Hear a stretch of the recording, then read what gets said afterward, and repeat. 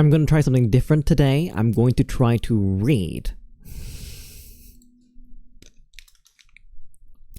I'm going to try to read a script and see how that turns out. Where does bad advice come from? I can't imagine that people do it with the intent of actually getting people hurt. Well, it happens sometimes, but I'm of the belief that the worst people in humanity are allowed but a small portion of its grand experience. Like, who are the black peeling people? They have to believe in that stuff, right? Genuinely. To pull other people in. Because it's not a meme. People have done terrible things in the name of nothing matters and go out in a blaze or go out in a whimper.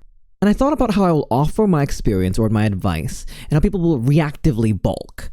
Of course, more than fair if they don't accept it. When you're in a room of 30 people, you're actually in a room of 30 concurrently running universes. And if your offering doesn't work for them, they'll remind you their world is what it is, and the tools that you offer don't exist there. Sometimes they'll be as subtle as, I don't know how I feel about this, it's never worked for me, or be very loud, as in, well, my definition for this word, which often has a clear other definition, is this, and will do anything to affirm that. Most recently, the advice I shared, in short, watch what you say, got some interesting looks.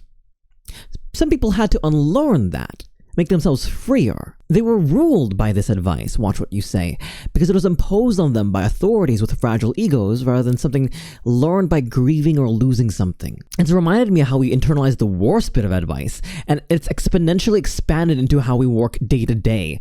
Treat others how you want to be treated. Ultimately, we're different people, and generalizing our experience is rough. Viahart made a video a while ago on gender, and this assumption a lot of us make about others, namely them being like yourself. Viahart said that at one time they believed other people are basically like me. So if I didn't care, others don't care. Therefore, if they act like they care, then it's probably an act for attention or drama or because they're bored. Because I know if I was acting like that, it would be for those reasons. And they lambasted their teenage self over that. They were young. It was a fallacy. It was an overgeneralization. People are truly different from each other, and we forget that. I forget that. All I do on the internet is yap, and I feel good when people like it, and get miffed when people don't. I say what's worked for me very, very loudly, and some people act like I discovered fire, like great Prometheus.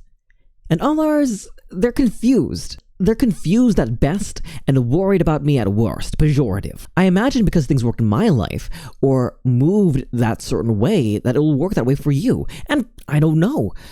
I just want to help. It'll be nice if the pain I was inflicted meant helping others avoid it. And I think that's where bad advice comes from. We want people to avoid our pain as it struck us, or to be happy as we are, or just to be where we are. The word I think of is misguided more than anything. Bad advice comes from people who, in their heart of hearts, believe what they are saying, and want you to face the closure, or happiness, or the result that they had. Our solutions are inexorably linked to our worldview. They work exactly like they do in our world, but we fundamentally do not share the same world. If water boils for you at 196 degrees Fahrenheit, and for me at 212 degrees Fahrenheit, your advice doesn't work. If it has to do with boiling water. I can heat my water to 198 degrees forever, and it would never boil. Never mind that you live 7,500 feet above sea level, where the boiling point of water is exactly that. You've given me bad advice. Because advice is contextual. And bad advice is good advice in the right circumstances.